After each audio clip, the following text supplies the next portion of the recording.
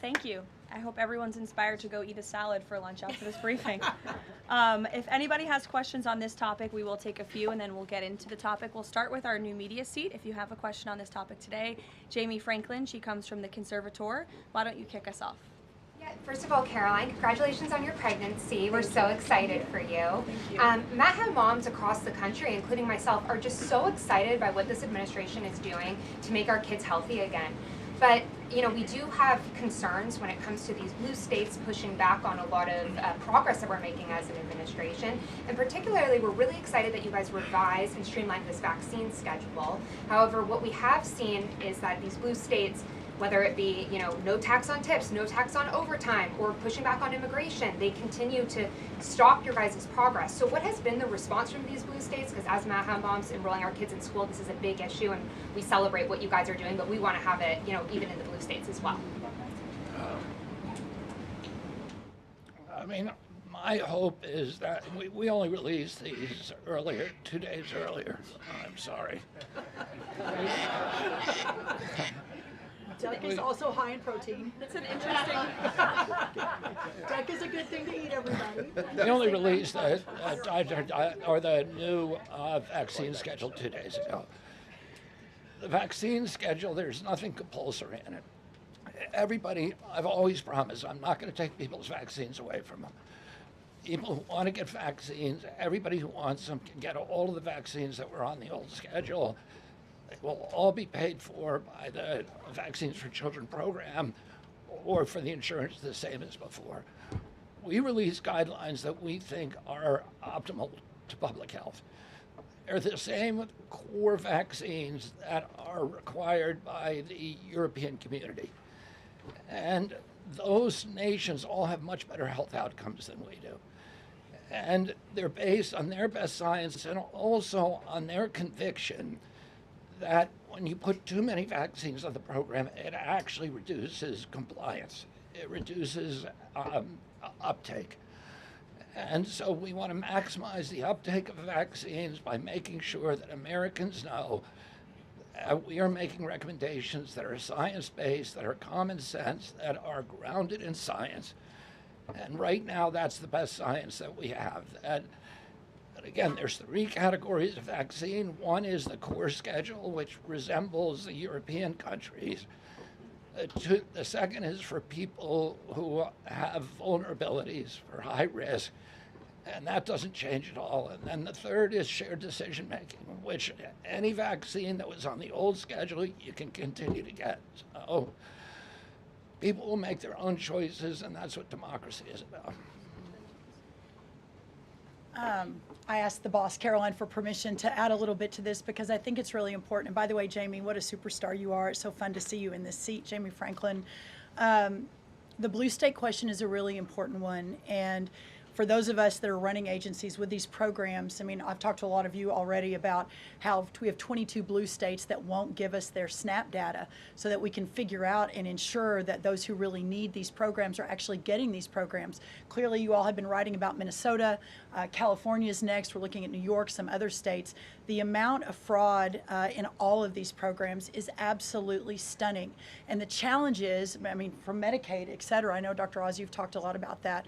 This is a significant problem. And I think who's really harmed in all of this conversation and when these blue states aren't partnering with us to try to do this right is we say blue states and red states, but in those states, there are all kinds of our citizenry and that aren't all Democrat or aren't all Republican. We had a poll that just came out that had about 85% of all Americans believe that states should turn their data over on SNAP so that we can figure out where the fraud is and ensure these programs are going where they need to go.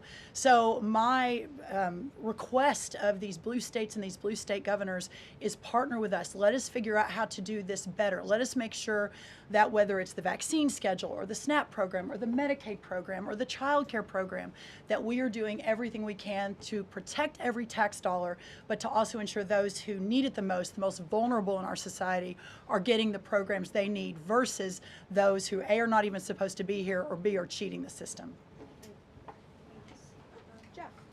Thanks, Caroline. One of the changes that was made had to do with alcohol.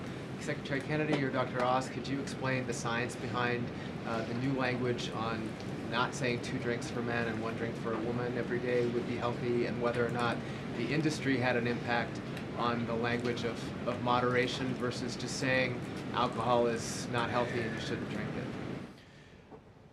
So alcohol is a social lubricant that brings people together. In the best case scenario, I don't think you should drink alcohol, but it does allow people an excuse to bond and socialize, and there's probably nothing healthier than having a good time with friends in a safe way.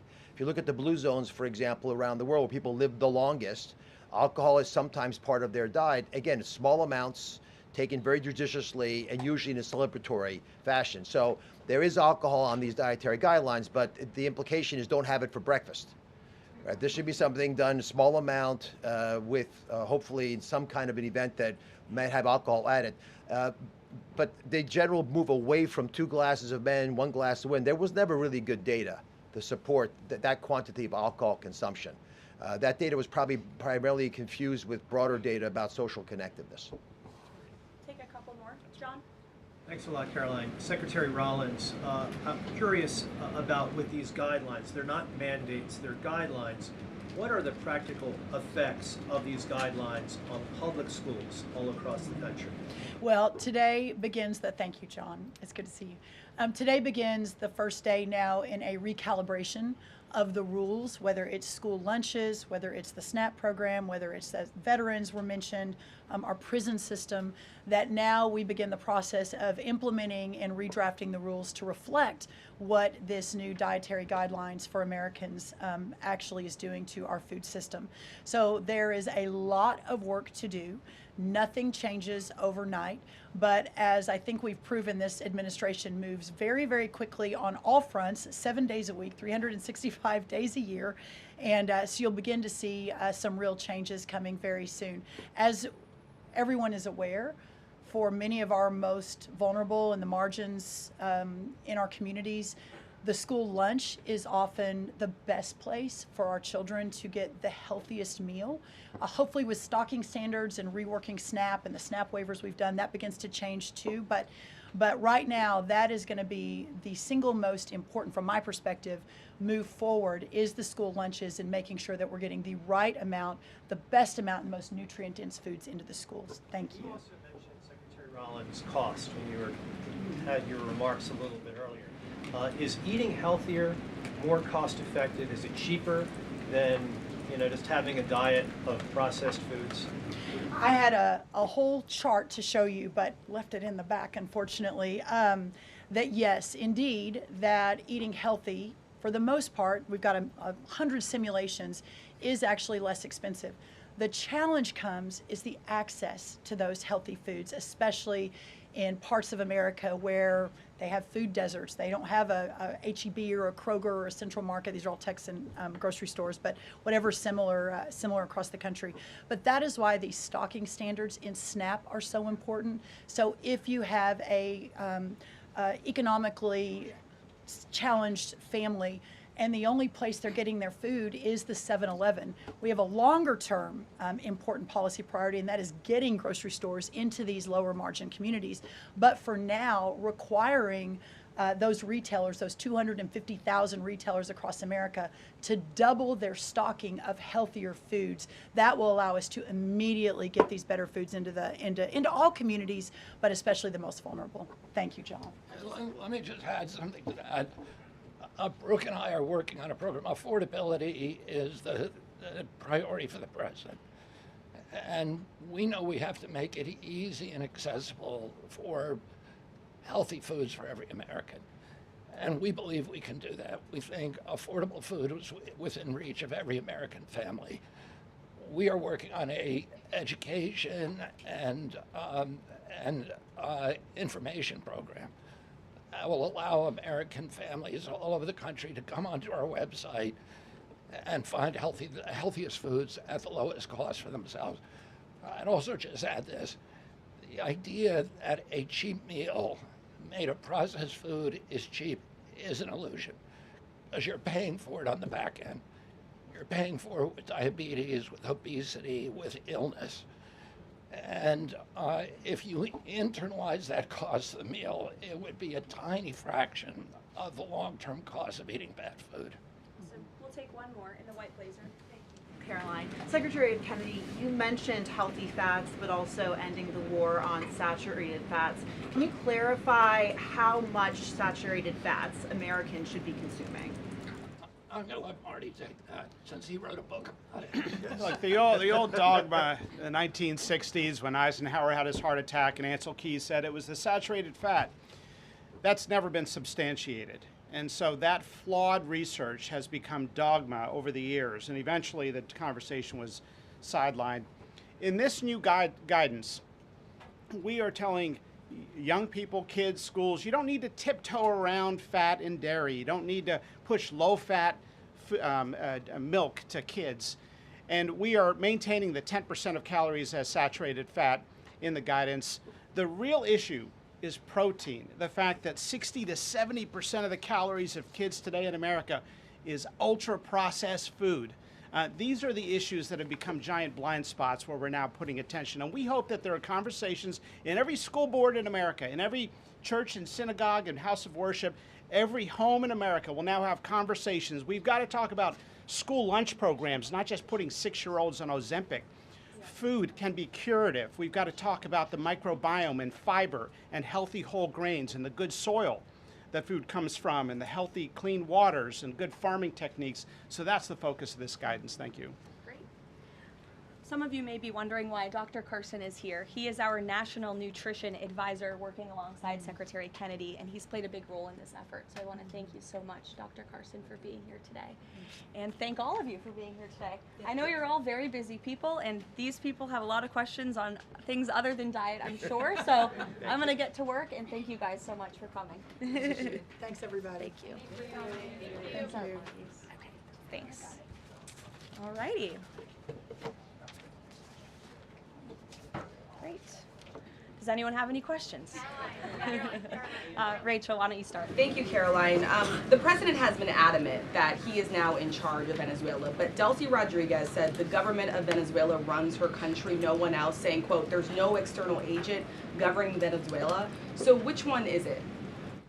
Let me just be very clear. This is the first time that I've addressed Venezuela from the podium since being back and since the historic and incredibly successful military operation, law enforcement operation conducted by our United States military that you all saw and the world witnessed last week. The skill, the might of the United States military and our country under the leadership of this president is on full display to the rest of the world.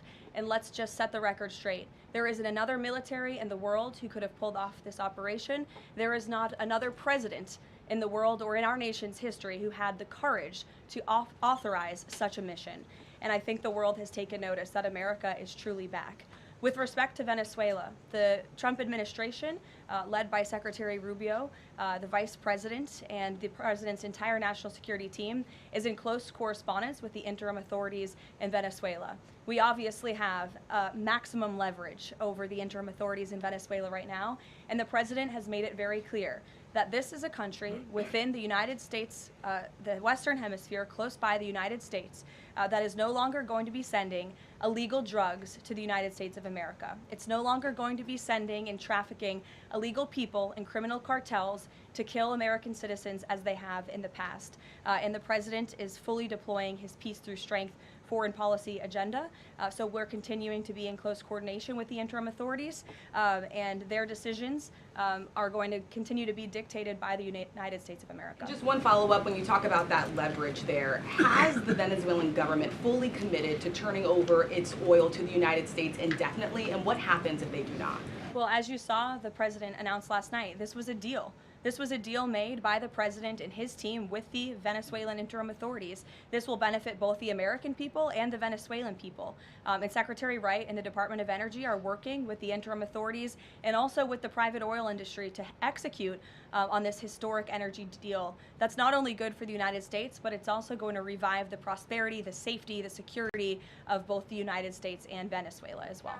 Ed. Following up on the oil part of this, the 30 to 50 million barrels of oil, how exactly is that going to work? You're getting it out of Venezuela into the United States?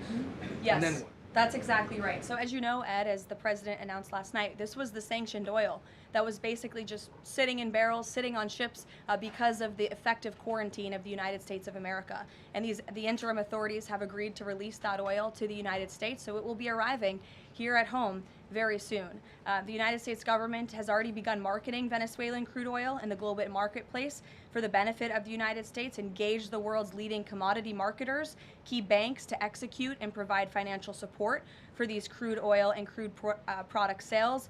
All proceeds from the sale of Venezuelan crude oil and products will first settle in U.S.-controlled accounts at globally recognized banks to guarantee the legitimacy and integrity of the ultimate distribution of proceeds, and those funds will be dispersed for the benefit of the American people and the Venezuelan people at the discretion of the United States government. It sounds like it requires a lot of private sector engagement and agreement And from there's the oil a- industry and the banking industry. Do That's you right. have that yet? There's a lot of private sector engagement that's happening right now. As you know, Secretary Wright, our energy secretary who's heading up this big project, is in Florida today meeting with some of these oil executives. And as we confirmed earlier, they will also be at the White House later this week. So they are absolutely eager to invest. They're eager about these opportunities.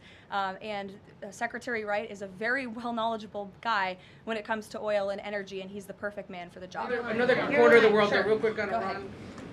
Go ahead. So just to follow up on the oil, 30 to 50 million barrels is an initial tranche, if you will, and then what happens after that? What I won't get ahead of the plans that the president and his team are currently speaking with the interim authorities about, but rest assured, there is a long-term plan here. Secretary Rubio and the entire team are working diligently on it, and this is just sort of the first action that you all are seeing.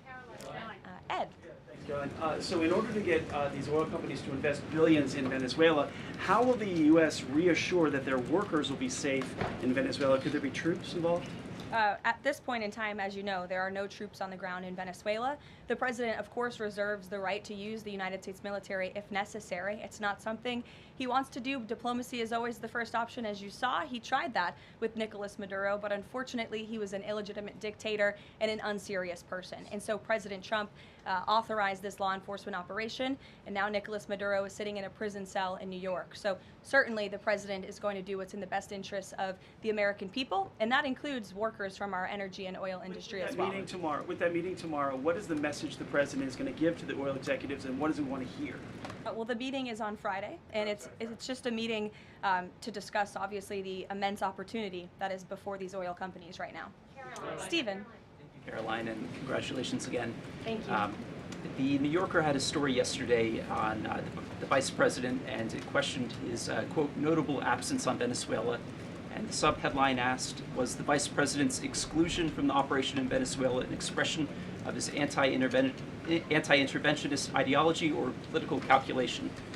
Would you be able to discuss the vice president's role in Venezuela policy? I did see that report in the New Yorker, and quite frankly, I laughed out loud because it's very clear it's a fake report that's trying to sow distrust and division amongst the president and his team.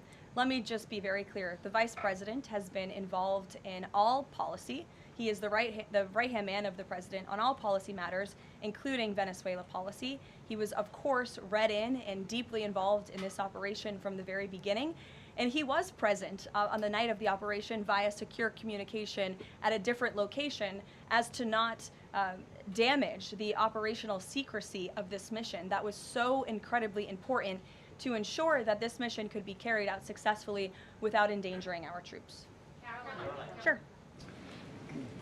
The U.S. seized a tanker recently. Russia specifically asked the United States not to seize that tanker. Does this action risk a larger conflict with Russia? I believe you're referring to the Bella 1 tanker that was seized this morning. The Department of Justice and the Department of Homeland Security, in coordination with the Department of War, did announce that seizure this morning for violations of U.S. sanctions. I've spoken about the enforcement of our sanctions policy at the podium prior to the new year, and this administration is going to fully enforce the sanction policy of the United States. The vessel this morning was seized in the North Atlantic pursuant to a warrant issued by a U.S. federal court after being tracked, and this was a Venezuelan shadow fleet vessel that has transported sanctioned oil. And the United States of America, under this president, is not going to tolerate that. I would also just add the vessel had a judicial seizure order and the crew, so that means the crew is now subject to prosecution for any applicable violation of federal law, and they will be brought to the United States for such prosecution if necessary. Kelly. Caroline, Happy New Year to you. Thank you. You I'd too. like to talk to you about a couple of things real quickly. The first question about the Venezuelan people. As you know, there's some 8 million Venezuelans here, some of them celebrating in the streets. There are Venezuelans on the ground who are concerned about their safety. What does the Trump administration, what is it doing to actually help people in Venezuela understand that they will be secure throughout this transition? I think the fact that this president actually followed through on the long-held promise of the United States of America, the bipartisan promise to take down the illegitimate Maduro regime, should give assurance to the Venezuelan people and also Venezuelan Americans who fled this communist regime for a better life here at home, that this is a president who is serious about taking down illegitimate regimes and who is also serious about securing the security of the United States of America, including the Venezuelan American people. And I would just add that this is something that not just Republicans and President Trump have talked about for a very long time, but it is also something that Democrats have advocated for. In 2020, Chuck Schumer said that that at the time, President Trump had not brought an end to the Maduro regime. The Maduro regime is more powerful today and more entrenched today than it was when the president began. Now you hear Chuck Schumer out there saying this is reckless. The American people and the Venezuelan people should be in fear. But this is something that Chuck Schumer has long advocated for.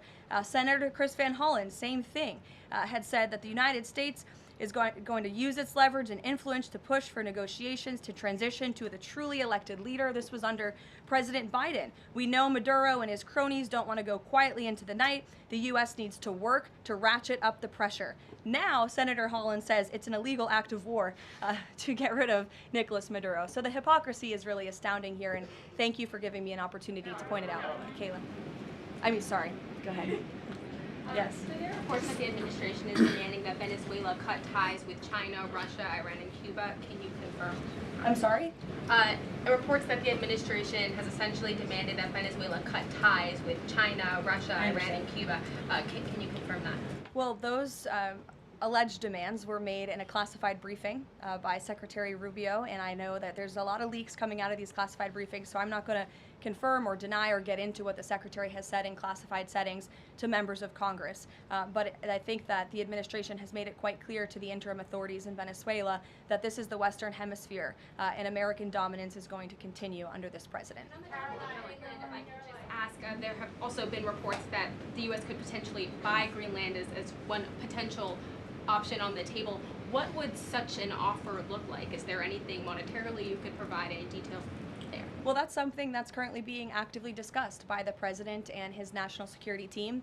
And I would point out that the acquisition of Greenland by the United States is not a new idea. This is something that presidents dating back to the 1800s have said is advantageous for America's national security. The president has been very open and clear with all of you and with the world that he views it in the best interest of the United States to deter Russian and Chinese aggression in the Arctic region. And so that's why his team is currently talking about what a potential purchase would look like. Jackie. Caroline, just following up on Greenland, why not rule out taking it by military force?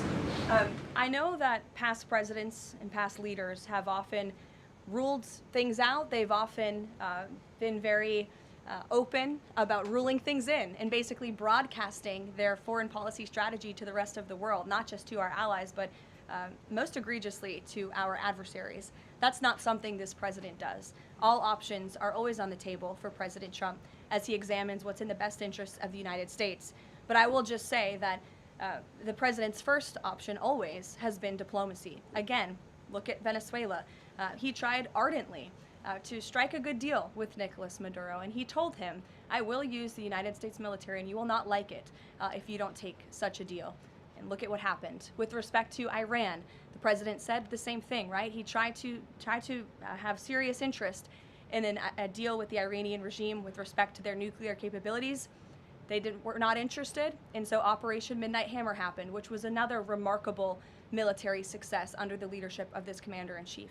So The president keeps his options open, but diplomacy is always the first. Quickly, just one additional follow-up on that. Does the president recognize Denmark's ownership as part of the kingdom?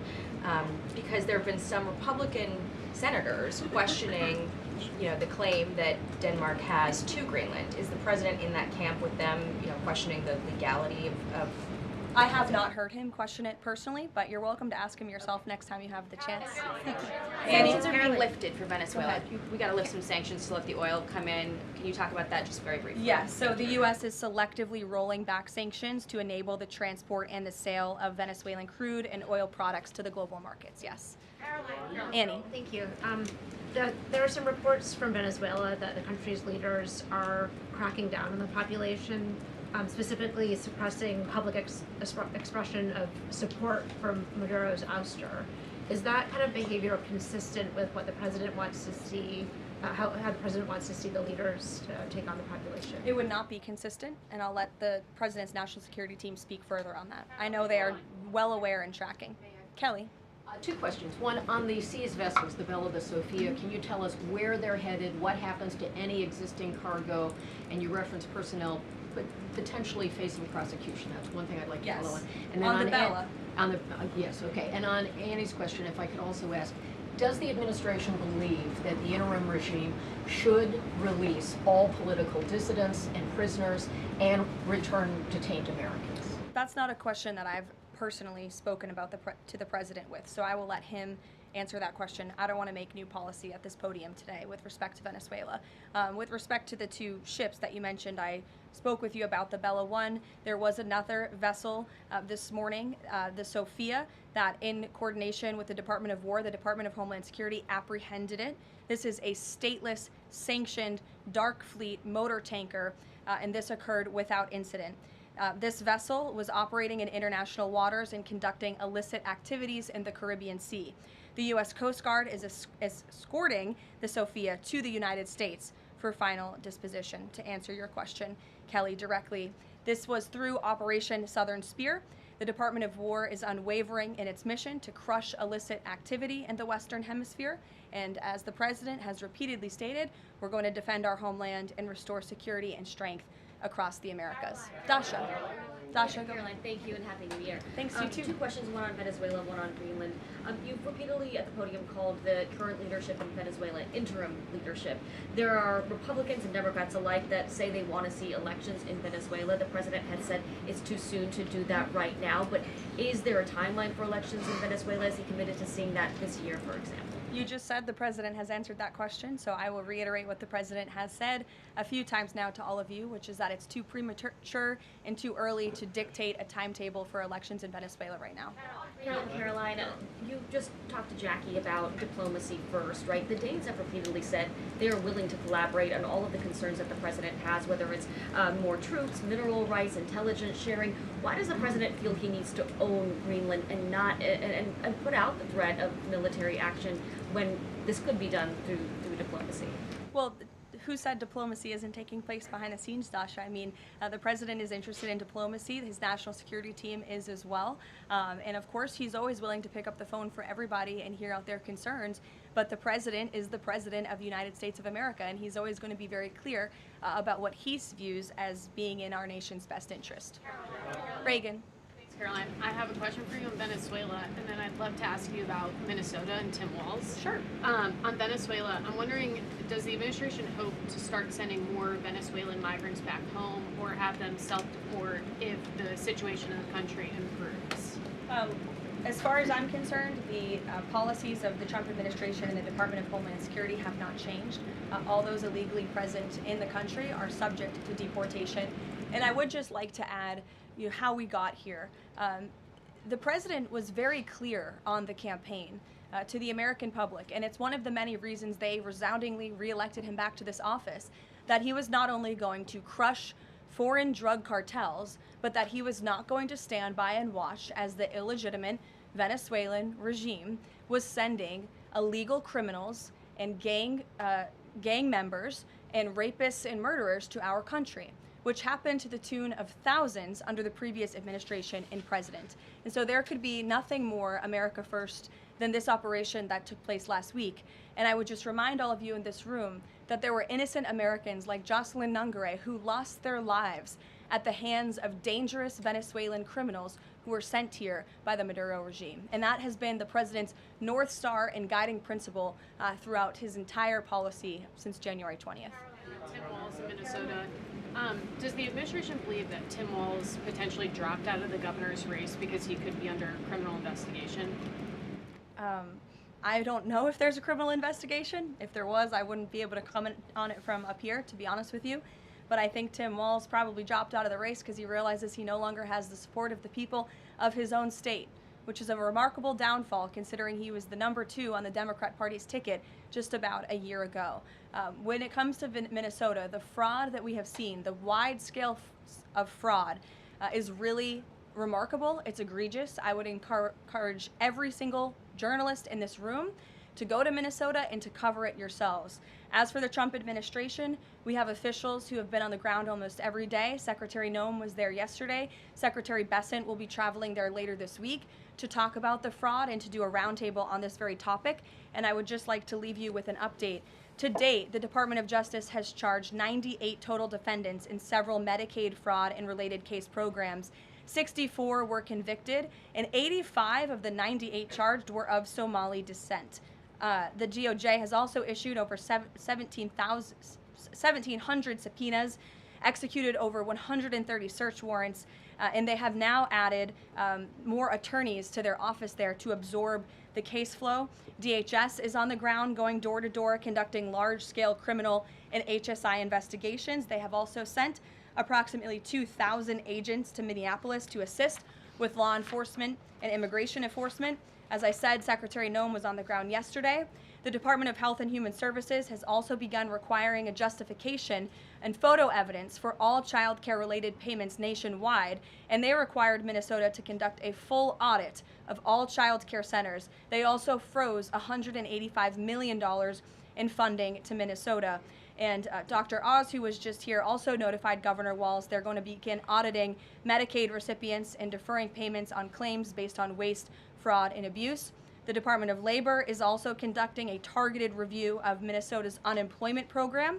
Department of Agriculture requiring Minnesota to conduct recertification for SNAP recipients, and HUD has launched investigations into the public housing. SBA has also suspended nearly 7,000 borrowers amid suspected fraudulent activity. So, with all of that, rest assured this is an all-hands-on-deck effort from the entire administration to get to the bottom of this and to ensure that the ripping off of taxpayers in the state of Minnesota, and it won't just be Minnesota, it'll be any state across this country where fraud has taken place, and we are protecting law-abiding, tax-paying American citizens.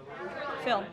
Thank you, Caroline. Just to follow up on Greenland, there are treaties already on the books that give the United States access to the island. They can construct and maintain military bases there. We can house personnel on the island. The U.S. has control of landings, takeoffs, anchorages, etc. So I'm curious if you could just spell out for the American public, what specifically would the U.S. gain by taking control of Greenland that the U.S. doesn't already have access to right now? More control over the Arctic region and ensuring that China and Russia and our adversaries cannot continue their aggression in this very important and strategic region. And there would be many other benefits as well that, again, the President and his national security team are currently talking about. Jeff, I'll give you another one. A broad sort of stand-up question on foreign policy. Are you concerned about increasing tensions with Russia because of the tanker seizures? And how does the U.S. action in Venezuela impact the ongoing relationship with China and the president's relationship with President Xi? I think the president has very open, honest, and good relationships with both President Putin of Russia and also President Xi of China.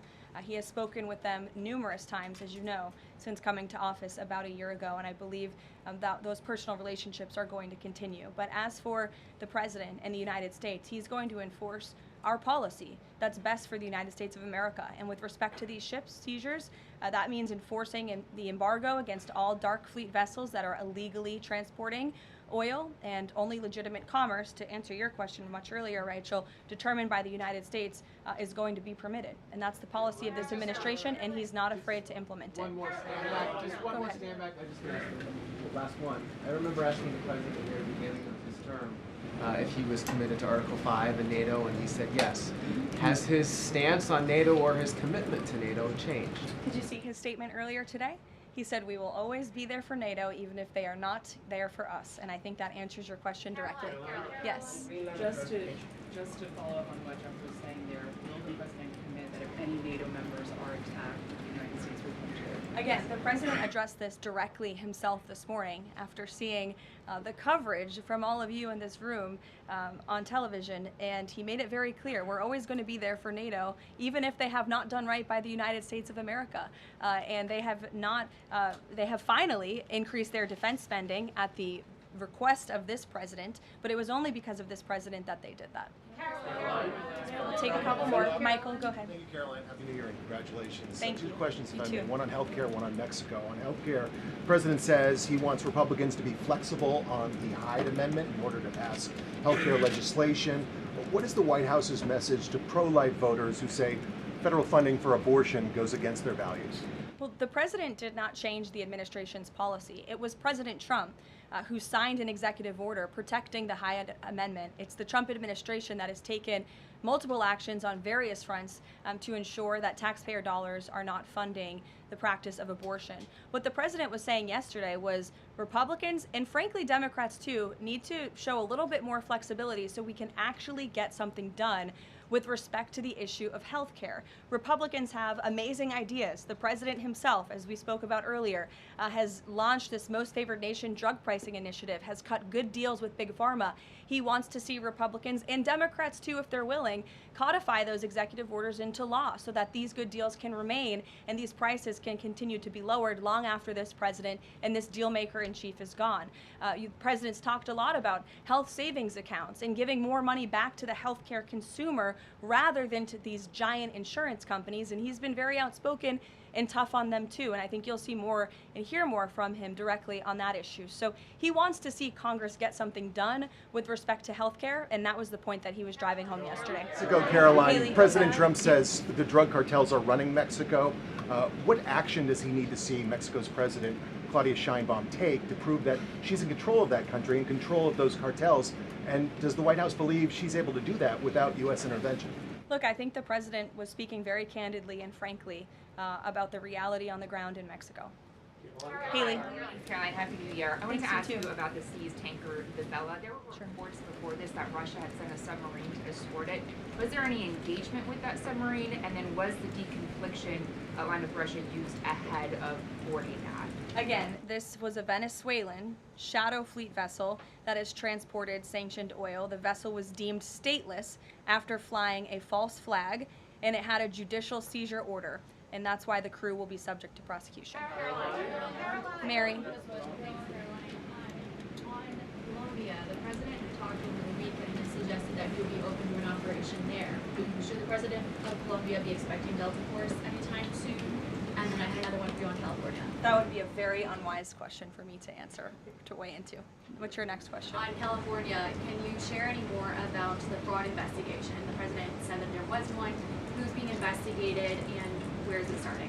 Again, this is going to be a all-hands-on-deck government-wide effort. The president has directed all agencies across the board to look at federal spending programs in not just Minnesota, but also in the state of California to identify fraud and to prosecute to the fullest extent of the law all those who have committed it. Take one more, sure. Thank you. Caroline, yesterday was the 5-year anniversary of January 6th. Democrats and mainstream media continue to push their big lie that it was an insurrection and that police officers died that day. The reality is that 4 Trump supporters died on January 6th and 2 women were killed by January 6th police.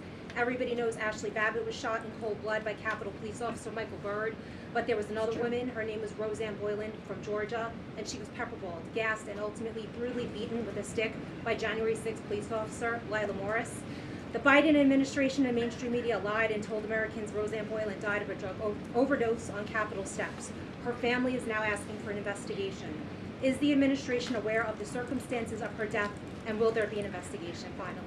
Well, for investigation, I will have to defer you to either the FBI or the Department of Justice, and I'm sorry to have to do that.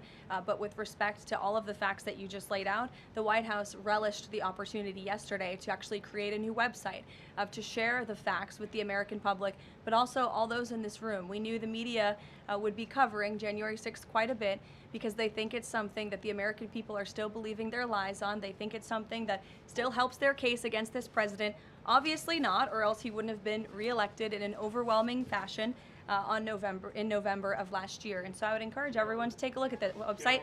It's quite well done. And thank you all very much. It's great to be back with you.